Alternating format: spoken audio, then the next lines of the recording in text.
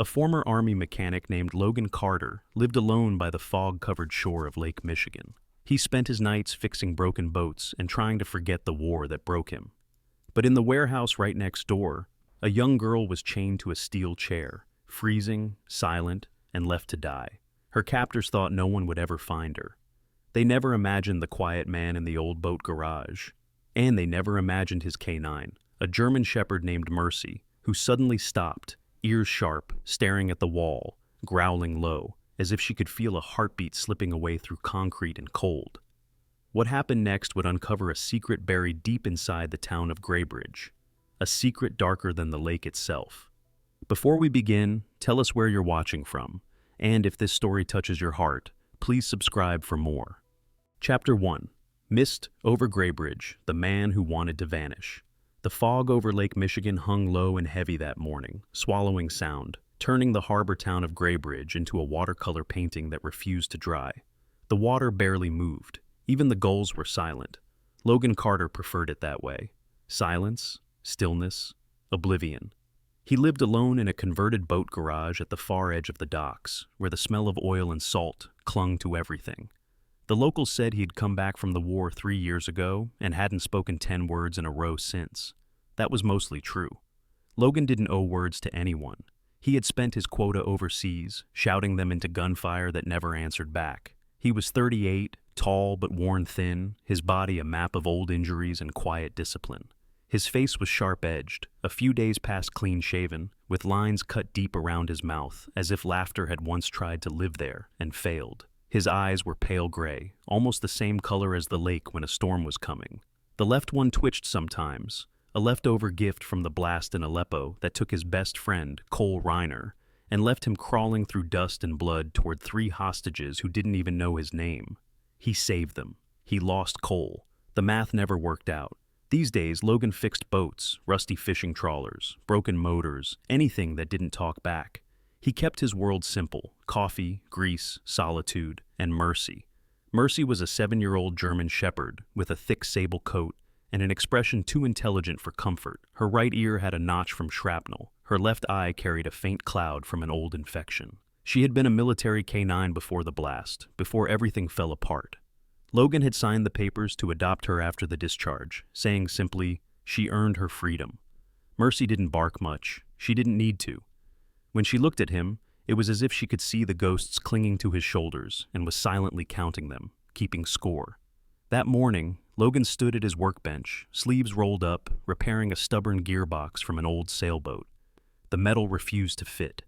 His hand slipped, the wrench catching on a sharp edge. Blood welled instantly from his palm. He hissed through his teeth, pressing it against a rag. Mercy, lying nearby, lifted her head, amber eyes narrowing in quiet concern. "It's fine," Logan muttered. He always said that. "It's fine," as if words could cauterize wounds. But the cut was deep, and the rag was already dark.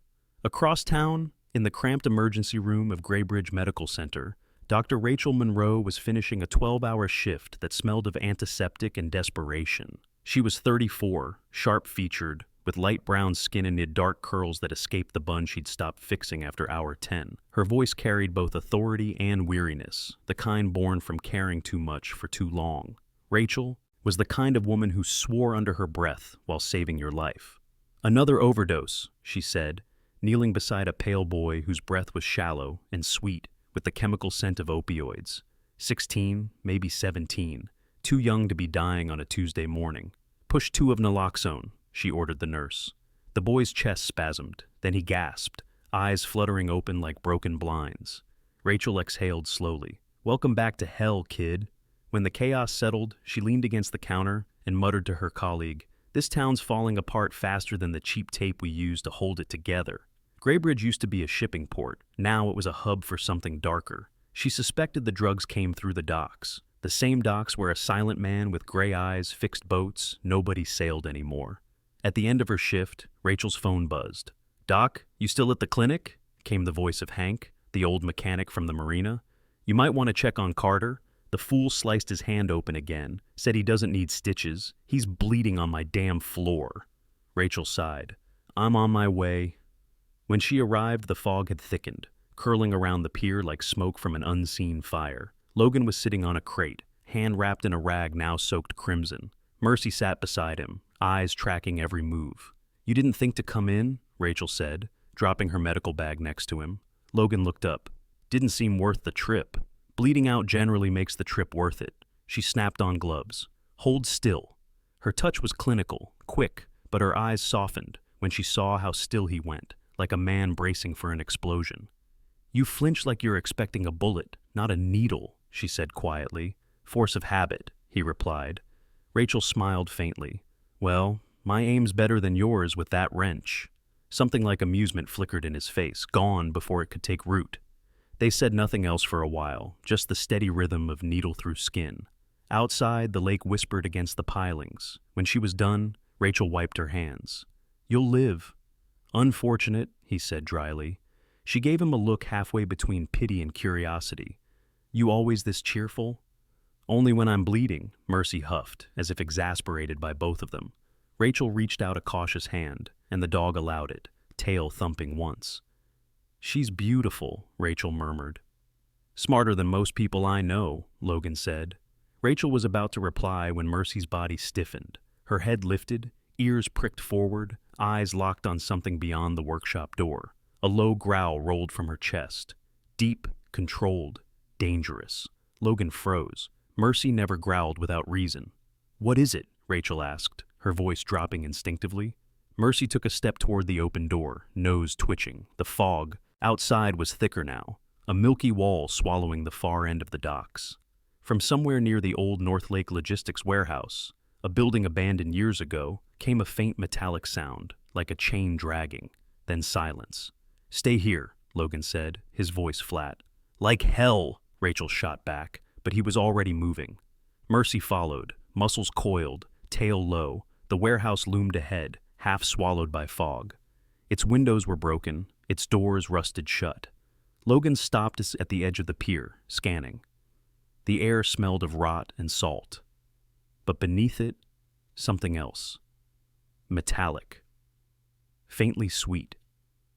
Mercy's growl deepened, her body tense as wire. "Mercy," Logan whispered. "Track." The shepherd lowered her head, sniffing the wind, then turned sharply toward the building. She let out a short, urgent bark, the first Rachel had ever heard from her. Rachel caught up, breath visible in the cold mist. "You hear that?" "Yeah," Logan said quietly, eyes narrowing at the shadowed doorway. "She only reacts like that for one reason." "What reason?" He looked at her, the gray of his eyes now sharp steel. "Someone's hurt. Maybe dying." For a moment, neither spoke. The fog thickened until even their own breaths looked like ghosts. Mercy stood rigid, staring into the dark, every instinct screaming. Rachel swallowed. "You think there's someone in there?" Logan didn't answer.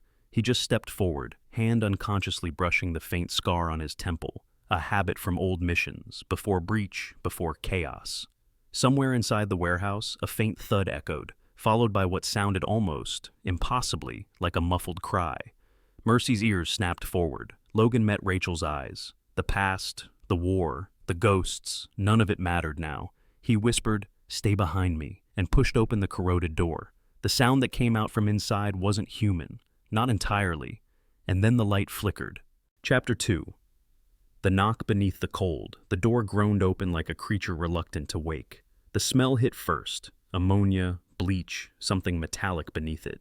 Cold air spilled out, unnatural for a storage building. Logan felt the prickle of wrongness crawl up his spine. Mercy stepped in first, tail low, ears angled forward, every movement a whisper of training and instinct. The beam of Logan's flashlight sliced through the dark, catching metal shelves, plastic crates, the glint of frost along the concrete floor. North Lake Logistics had been closed for years, but the place still looked maintained in a way that didn't make sense. Fresh padlocks, new cables running along the walls, and a flickering fluorescent bulb fighting against the dark. "Someone's been here recently," he murmured. Rachel stayed close behind him, breath shallow in the freezing air. Her eyes, normally steady, darted around with medical precision, cataloging, measuring, calculating risk. "What kind of warehouse needs this much cold?" she whispered. "The kind that hides something that rots fast," Logan replied. They moved down a narrow corridor lined with corrugated metal. The sound came again, soft, irregular, A knock, then another, not echoing, contained. Mercy's head jerked toward a small side door welded shut with a thin steel sheet. She pressed her nose against it, whining low, her body trembling, not from fear but empathy. Logan recognized the reaction instantly. Someone was alive in there, but barely. He dropped to one knee, unzipping the small canvas pouch he kept in his jacket, a relic of his old life, the emergency tools that weren't supposed to exist outside combat zones. His fingers, still stiff from the cold, worked the picks and small saw. The steel screeched softly, then gave way. When he pushed the door open, the breath caught in his throat. Inside was a small chamber lit by one dying fluorescent bulb, its light stuttering like a heartbeat. The room was lined with insulation, vents pumping in cold air from somewhere unseen. In the center stood a metal chair bolted to the floor. A girl sat tied to it, head slumped forward, her dark hair matted against her pale skin. Her wrists were bound tight with plastic zip ties, her feet strapped together. Duct tape sealed her mouth. Her body glistened with frost. The air around her fogged with every faint breath. Rachel gasped, stepping forward. "Oh my God! Logan, she's still breathing." He moved fast but gentle, kneeling beside the girl. 14, maybe 15. Small frame. Her clothes were damp, sticking to her skin. Bruises along her cheekbones. He pulled the tape from her mouth. Her lips were blue. "Ava Price," he muttered, recognizing her face from the missing posters near the post office. "She's the one who disappeared last week." Rachel's hands shook as she checked for a pulse. "Weak, but she's fighting. We have to get her warm now." Logan stripped off his jacket and wrapped it around Ava's shoulders, then took a blanket from a storage crate nearby. Mercy pressed close to the girl, lying against her side, radiating heat. The shepherd whined softly, licking her hand, trying to anchor her back to life. Rachel's training kicked in. "We can't move her yet. She's hypothermic. Her heart could fail if we warm her too fast." Logan's phone buzzed, breaking the tense silence. He looked at the screen. Cole Ramirez. Deputy Cole Ramirez had been Logan's friend since before the war. Once a golden boy in uniform, now the town's deputy sheriff. Cole was tall, square-jawed, always wore his badge too tight over a gut that wasn't there a decade ago. His voice on the line trembled, something Logan had never heard before. "Carter, listen, whatever you're doing, stop.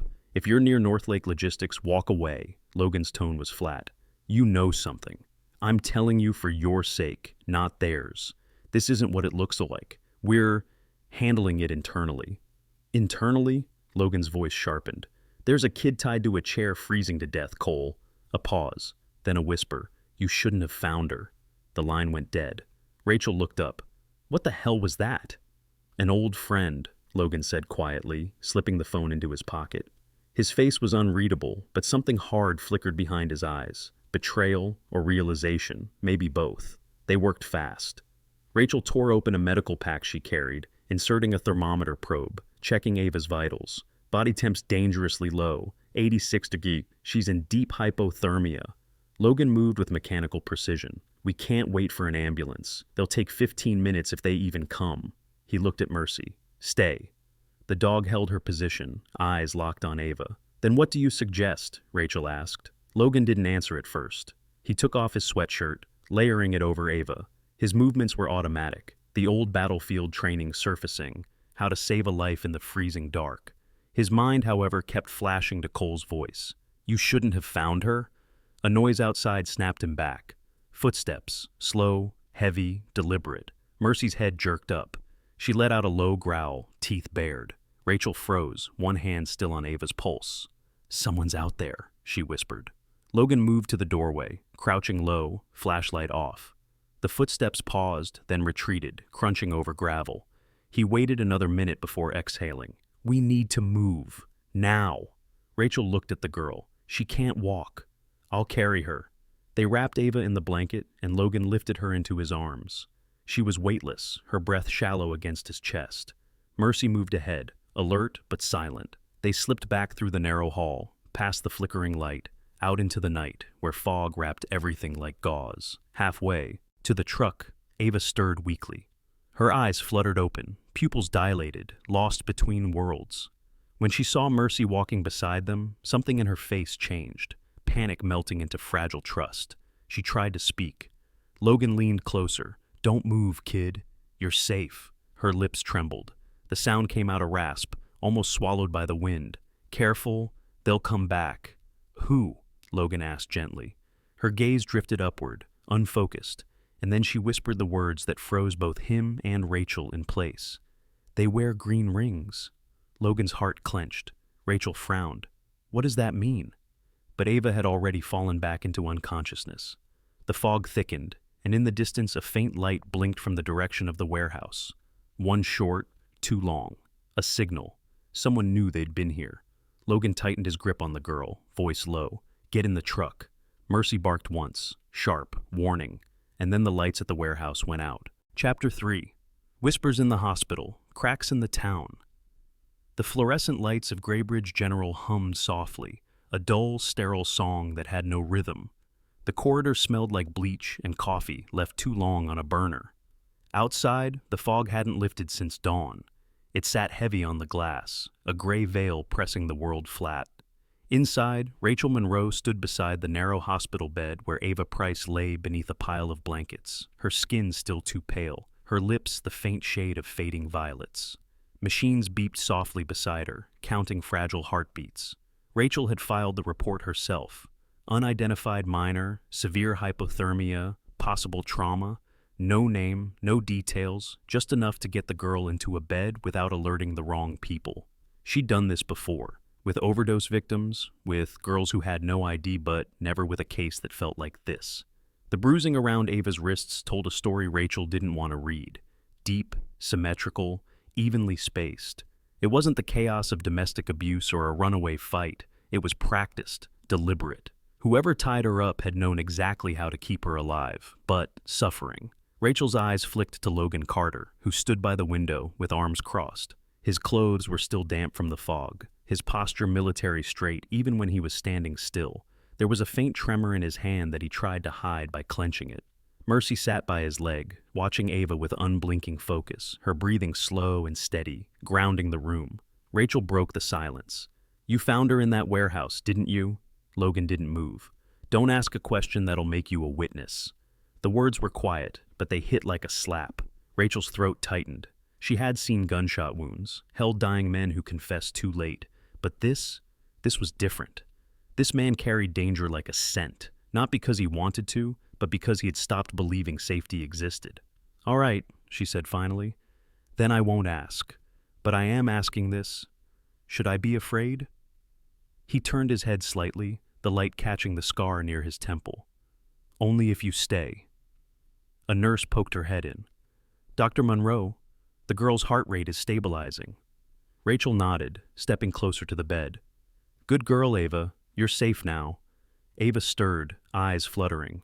When she woke, panic flared instantly, her breathing sharp and wild, like an animal cornered. Rachel reached for her hand, but the girl flinched. Then Mercy moved. The shepherd stood and rested her head gently on the bed beside Ava's arm.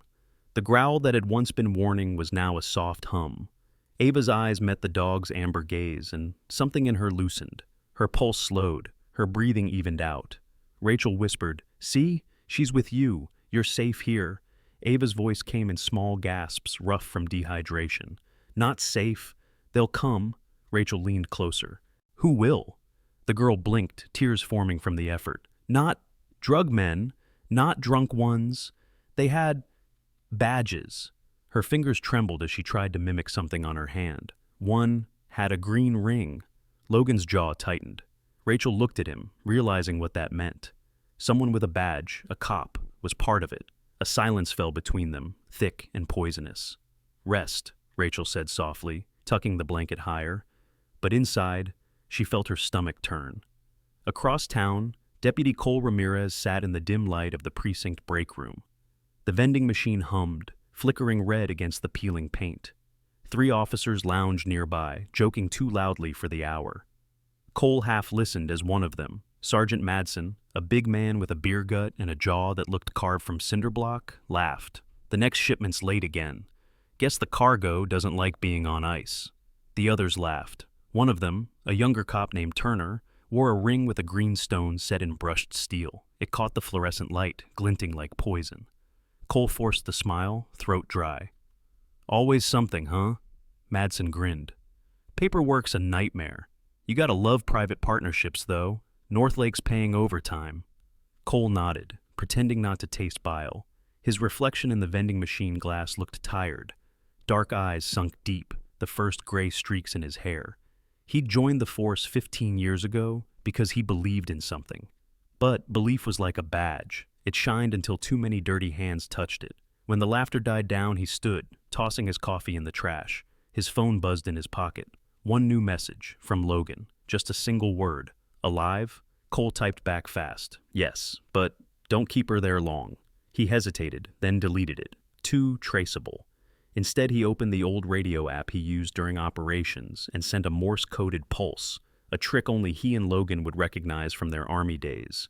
Danger. Move her soon. He pocketed the phone and left the room, the echo of laughter following him down the hall like a smell he couldn't wash off. Back at the hospital, Rachel stood at the nurse's station, signing Ava's chart when two men walked in. They wore sheriff's department jackets, but their faces were unfamiliar. One was tall, late 40s, clean-shaven with eyes too calm for a man on duty.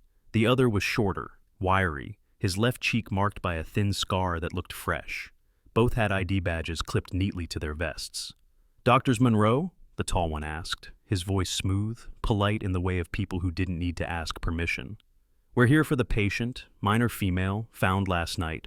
Orders to transfer her to a juvenile facility in Lansing." Rachel's pen paused mid-signature. "I wasn't notified of any transfer. Directive from the sheriff's office," the shorter one said, flashing what might have been a badge, though he didn't hold it still long enough for her to read. "Oh," Rachel replied sweetly, tilting her head. "That's adorable. Where's the signed order?" Both men exchanged a look. "We have authority, ma'am." Rachel's tone turned silkier. "And I have malpractice insurance, which means if I hand over a minor without paperwork, I lose my license. So, unless you can conjure a judge's signature out of thin air, you're not taking her anywhere." The air shifted.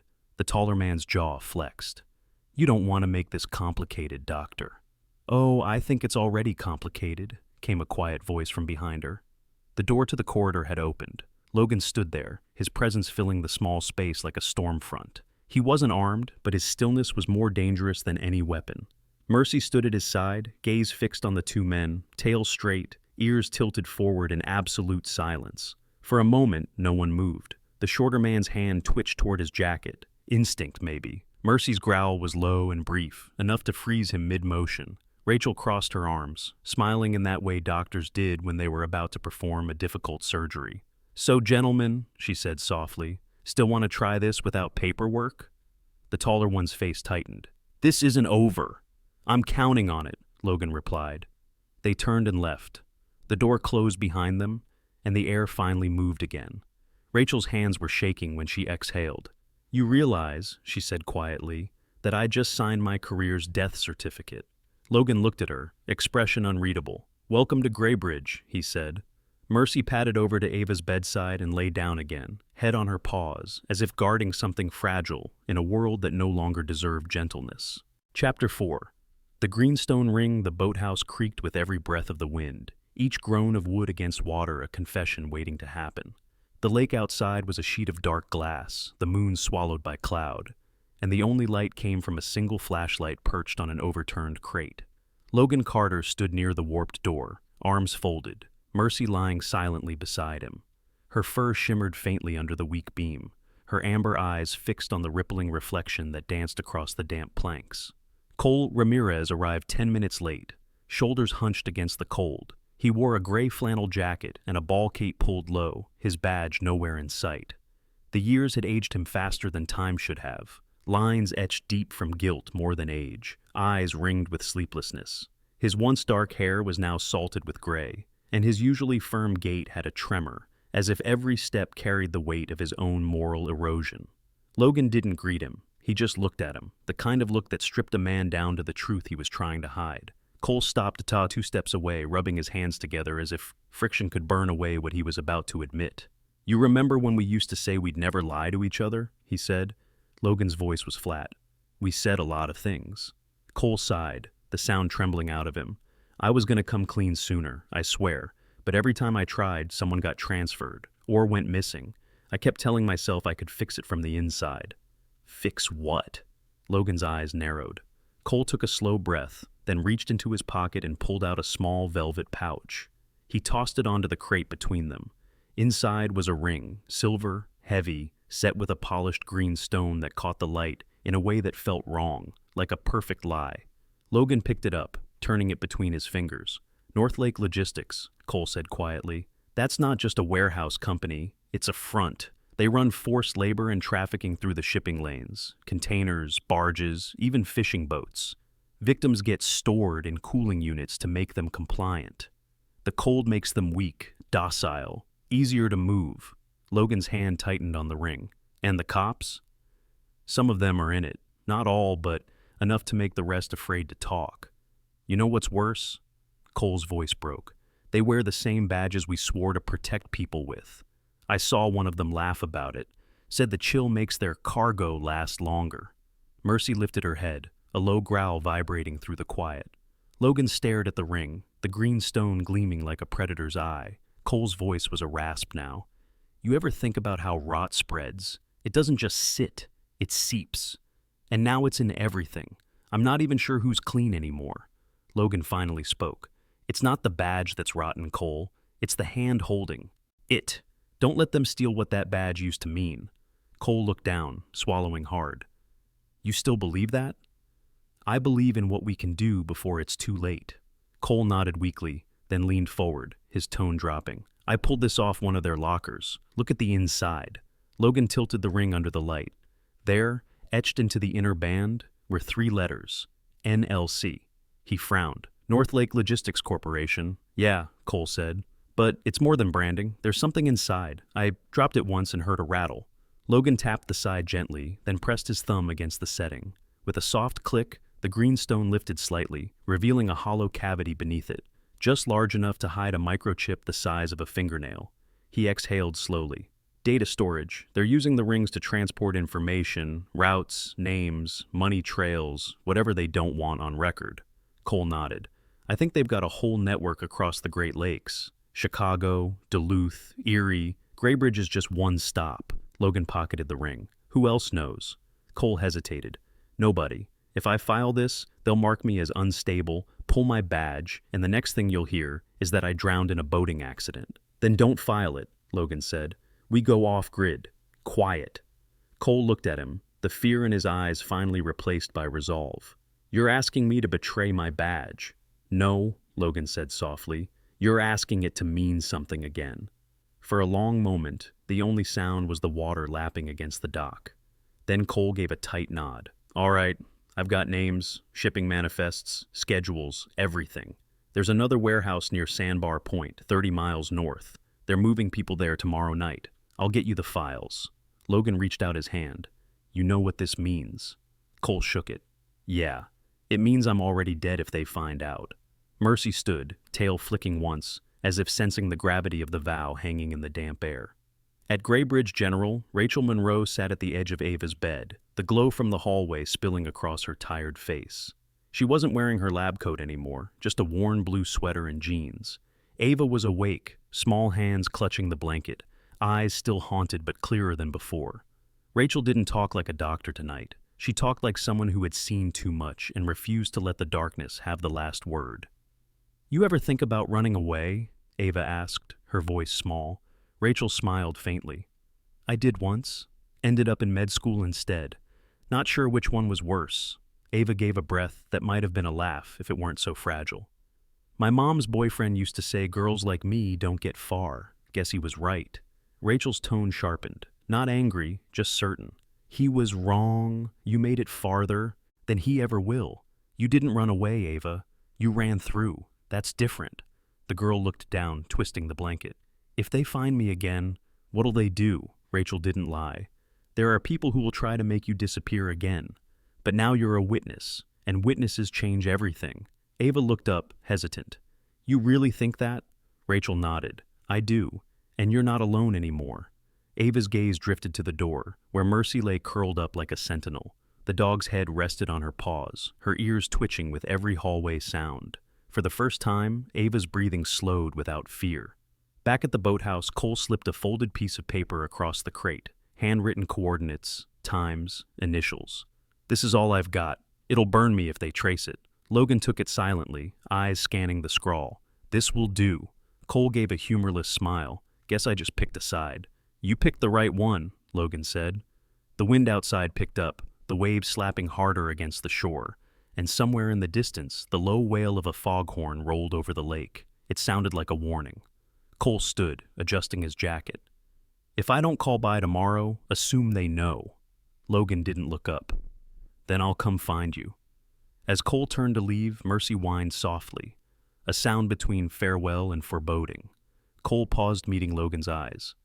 Whatever's in that ring, it's big. Don't trust anyone wearing green. He disappeared into the night, swallowed by fog. Logan stood there for a long time, the ring cold and heavy in his palm.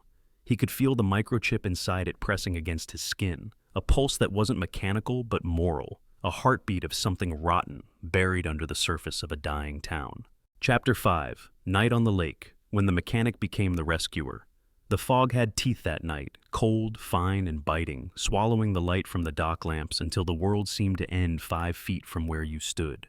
Lake Michigan moved like a breathing thing in the dark, its black surface glinting under the thin moonlight. Logan Carter crouched by the stern of an old fishing trawler, the one he'd spent years rebuilding with his own hands. The wood smelled of oil, salt, and quiet determination. Tonight, the boat wasn't for repairs, it was for war. Cole Ramirez adjusted his vest in the dim glow of a headlamp, his breath visible in the frigid air. His usual uniform had been replaced by a plain canvas jacket and jeans, but the holster at his hip gave him away. His face was pale and lined, the kind of pale that didn't come from the cold, but from knowing he was about to cross a line he could never uncross. Rachel Monroe appeared from the mist, the strap of a heavy field medical bag biting into her shoulder. Her hair, usually tied up neatly, now hung loose and wild around her face. The exhaustion from the hospital hadn't dulled her eyes. They burned sharp with purpose. Logan saw her and scowled immediately. "No," he said. "You're not coming." Rachel didn't slow down. "I've handled septic wounds in back alleys and kept dying kids breathing with duct tape and hope. You want those people to survive tonight? Then I'm coming." Logan opened his mouth, but Mercy, silent and immovable, had already padded over to Rachel's side. The German Shepherd was a massive shadow in the mist, her coat a dark mix of sable and black, eyes glowing faintly amber in the flashlight beam. She stood between Rachel and Logan, tail low, gaze fixed on her human. Logan sighed, the sound carrying the weight of years of loneliness. "Fine, but you stay close." Rachel smirked just enough to break the tension. "You wish." They pushed off from the dock, the trawler gliding across the glassy water. The night pressed close, full of the sounds of creaking ropes, the slow churn of the engine, and Mercy's soft breathing. Cole steered, eyes flicking between the fog and the compass. "The coordinates are 10 miles north, near Sandbar Point," he murmured. "North Lake's got an auxiliary dock there. They move shipments out by barge at night." "Shipments," Rachel said bitterly. "You mean people." Cole didn't answer. Logan adjusted the flashlight, the beam slicing across the mist. "Once we're in, we grab whoever's alive and get out. No heroics." Rachel's voice came from behind him, steady and cold. "This is already heroics, Logan." They reached the auxiliary dock in silence. The structure rose from the fog like the skeleton of some great creature. Rusted beams, old signage, the faint outline of a North Lake Logistics logo fading on a corrugated metal wall.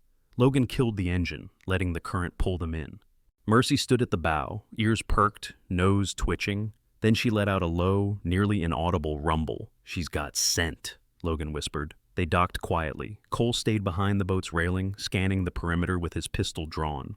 Logan and Rachel crept forward, Mercy leading. The ground was slick with frost, every step a careful negotiation with silence. They reached a small warehouse at the end of the pier. The door was locked, heavy steel with a keypad. "Locked tight," Rachel muttered. Logan crouched, pulling a small toolkit from his jacket. "Nothing's tight enough." He picked the lock in 30 seconds. The door opened with a faint click, and a rush of freezing air poured out. Inside, a small metal container sat humming. The cold mist spilling from it carried the unmistakable scent of ammonia, blood, and bleach. Mercy pressed forward first, nose to the ground, tail stiff. Logan followed her, flashlight cutting through the gloom. What he saw stopped his breath. Two teenage boys and a middle-aged woman lay huddled together inside the steel container, wrists bound with zip ties, skin bluish and slick with condensation. Their clothes were soaked through, their breaths shallow, weak. Rachel pushed past him, snapping open her bag. "Get those ties off!" Logan cut the bindings while Rachel checked pulses, moving fast but precise. "They're hypothermic," she muttered. "Pulse thready. I need to warm them up now or they'll go into cardiac arrest." She ripped open foil blankets, wrapping them tight. "Logan, I need heat sources." He looked around, found a stack of work lamps, and smashed one open to reach the heating filament. "This'll have to do." He lit a small, controlled flame in a metal bucket and moved it near the victims, careful of the fumes. Rachel slid closer, murmuring under her breath as she worked. "Stay with me, sweetheart. Breathe." Mercy lowered herself beside the two weakest figures, the woman and the smallest boy, and pressed her body against theirs, her warmth steady and instinctive. The steam from her breath fogged their faces, and the trembling of their bodies began to slow. Rachel's voice softened, but her hands never stopped moving. "Good girl, Mercy." Outside, Cole paced the dock. The mist had thickened, turning every sound into a whisper. He caught movement, a shadow at the far end of the pier, then another. His pulse quickened. "Logan," he hissed into the radio, "we've got company." No response. A shape stepped into view, a man in uniform, sheriff's department jacket zipped to the collar. His face was half lit by the glow of a cigarette. Officer Kane Morris. Cole knew him well, tall, solid build, square jaw, always with that easy charm that made people trust him. But tonight, his smile was wrong. The glint of a green ring flashed on his hand as he flicked the cigarette into the water. "Cole," Kane said softly, voice smooth as syrup. "What are you doing here?" Cole froze. "You tell me." Kane's hand rested casually on his holster. "You shouldn't be out here alone. Dangerous place for a good cop." Cole felt the hairs on his neck rise. "Guess I stopped being one." Kane smiled, a predator's smile. Shame. The sound of a gun being cocked cracked the silence. Cole barely turned before the first shot went off, missing him by inches, splintering a crate. He dove behind a pylon, heart hammering. Then came a blur of movement. From the mist, Mercy lunged, a streak of blackened muscle. She hit Kane square in the chest, her snarl echoing through the dock like thunder. He went down hard, gun skidding across the boards. Logan appeared an instant later, moving fast, grabbing the weapon and pinning Kane's arms. Cole staggered up, chest heaving. "Jesus, she saved me." Logan grunted as he tied Kane's wrists with a length of mooring rope. "Get his radio, and his ring." Cole bent down, snatching the green-stoned ring from Kane's hand. The officer's lip bled where Mercy's teeth had grazed him. He laughed bitterly through the scene. "You think this changes anything? You've got no idea how deep this goes." Logan leaned close, voice low and dangerous. "Maybe not, but I've got you, and you're going to talk." Behind them, Rachel's voice came through the radio, tight but steady. "Logan, I've got 3 survivors breathing, barely. We need to move, now." Logan glanced at Cole. "We've got what we came for." Cole looked down at Kane, who glared up through bloodshot eyes. "We've got more than that," Cole said. "We've got proof the wall's cracking." As they moved to load the survivors onto the trawler, the first hints of dawn began to stain the fog a faint, pale gold. Logan turned to look back once. The mist swallowed the dock again, but the sound of waves against steel carried something else.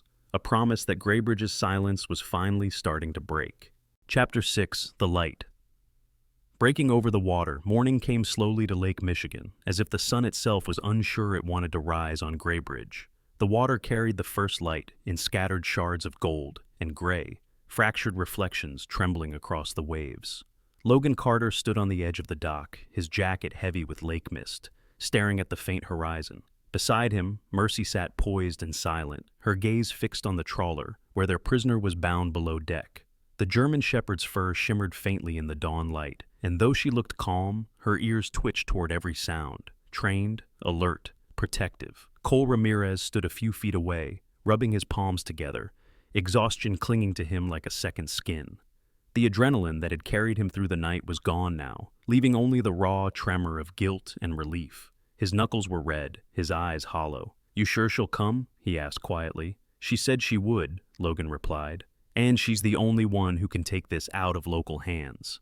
He turned as a black SUV rolled down the gravel path. The vehicle stopped short of the dock, and from it stepped Special Agent Lena Cajo.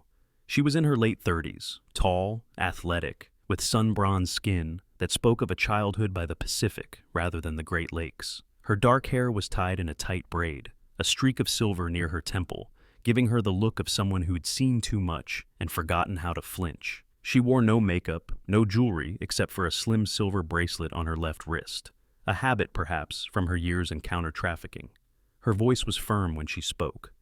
Agent Lena Cajo, Homeland Security, Lake Region Task Force. Her gaze swept over the dock, the trawler, the figures waiting. "You're the one who called me?" Cole nodded. "Yeah, Ramirez, Sheriff's Department." Lena's eyes narrowed. "You're a part of the department that's compromised?" Cole's throat tightened. "Was." Logan stepped in. "We've got 3 survivors alive, 1 perpetrator in custody, and evidence that North Lake Logistics is a front for human trafficking. We need federal jurisdiction now, or this disappears by sunrise." Lena studied him for a long moment, her sharp sea-gray eyes weighing everything unsaid. "And you are?" "Just a mechanic," Logan replied. She arched a brow. "Right. And I'm just a tourist." Mercy shifted beside him, and Lena's expression softened a fraction. "You trained her?" "More like she trained me," Logan said. That earned the faintest smirk from the agent before her tone turned brisk again. "Show me what you've got." Inside the trawler's cabin, Kane Morris sat handcuffed to a metal railing, his head drooping from exhaustion and bruises.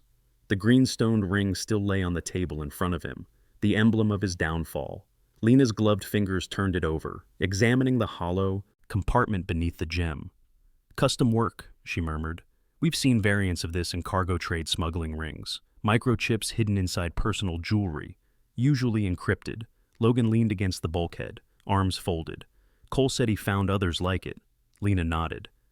"Then this isn't small. Whoever designed this ring system is using shipping lanes across multiple states. Lake Michigan's just one artery." She turned to Kane, whose lip was split and eyes defiant.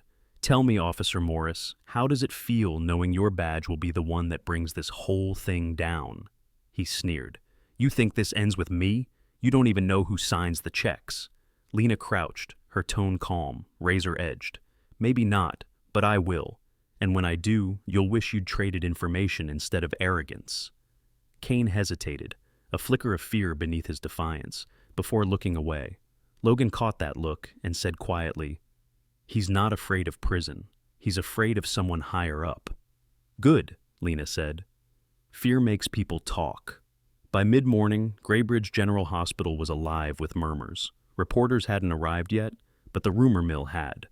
Nurses whispered in hallways, patients craned necks toward the TV in the waiting room. On every screen, the same headline crawled across the bottom: "Federal Task Force launches raid on local company in human trafficking probe."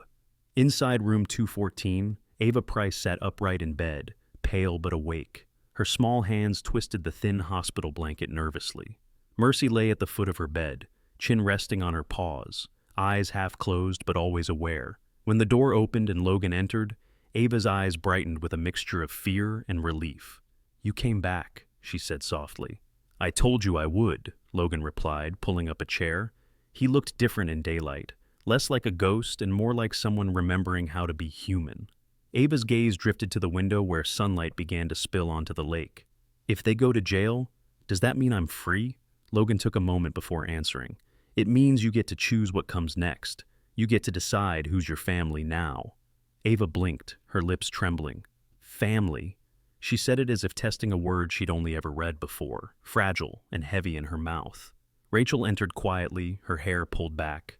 The fatigue of 48 sleepless hours softened by the gentleness in her eyes.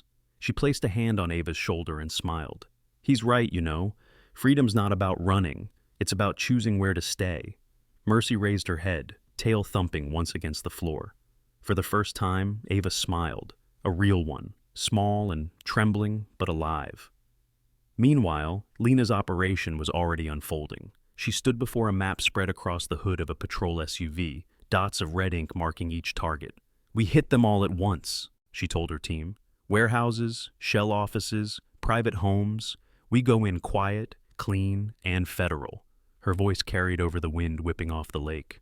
"I don't want anyone walking out with excuses or destroyed evidence. This town's been bleeding too long." Cole watched her, a flicker of respect crossing his face. He'd met dozens of agents in his time, most bureaucrats in suits who smiled through lies. But Lena was different. There was steel in her honesty. As dusk fell, the raids began. Sirens split the quiet streets of Greybridge, red and blue lights flashing against the Clapburn houses. Doors were kicked in, shouts echoed down alleys. At the Northlake headquarters, men in uniforms and accountants in pressed shirts alike were dragged out in handcuffs. Rings were stripped from their fingers, now evidence bagged in clear plastic. The cold rooms were found. Industrial freezers repurposed for holding human beings. By midnight, it was over. Lena walked out of the final site, her face lit by the orange glow of the rising dawn. She pulled off her gloves and turned to Logan and Cole, who waited nearby. "It's done," she said simply. "They're all in custody." Cole exhaled shakily, his shoulders sagging for the first time in years. "You have no idea how long I've waited to hear that." Lena gave a small nod. "You're not out of the woods. You'll testify, and you'll be under protection until then. But you did the right thing." Logan's gaze drifted to the horizon, where light broke over the water in thin, shimmering bands. "The right thing's a rare thing," he said quietly. Lena studied him, understanding in her eyes. "Then let's keep it alive a little longer." The lake wind shifted, carrying the scent of salt, rust, and the faintest trace of dawn. Mercy pressed against Logan's leg, and he rested a hand on her head. Behind them, Greybridge began to stir, a town forced at last to open its eyes. Chapter 7. Mercy House, the home for souls no longer lost. The fog had long lifted from Greybridge, and with it, something heavier too. The old silence that once settled like a sickness over the town. The lake shimmered in late afternoon light, a wide mirror of gold and steel that caught every ripple of wind. On its shore, at the edge of the old boatyard, stood a small wooden warehouse that had been gutted, scrubbed, and reborn. The paint was uneven, the roof still bore scars from storms past, but the door carried a sign carved by hand on a weathered plank. Mercy House. Where you are found, you belong. There were no official seals, no polished brass plaques, and no donors' names painted in gold. Just a building that smelled faintly of salt, coffee, and sawdust, and people learning to breathe again. Inside, sunlight slanted through cracked windows, falling across mismatched furniture and freshly built bunks. A few old fishermen had donated chairs, the local diner brought in blankets, and Rachel Monroe had somehow convinced half the town's retired nurses to volunteer for rotation shifts. Logan Carter moved through the hallway with the slow confidence of someone who had spent years fixing broken things. His hands, scarred and calloused, still carried the instinct to check every hinge, every bolt, every latch. But now, instead of engines and propellers, he repaired locks on doors for people who were learning what safety felt like. Mercy padded silently beside him, her coat gleaming like polished bronze under the lamplight.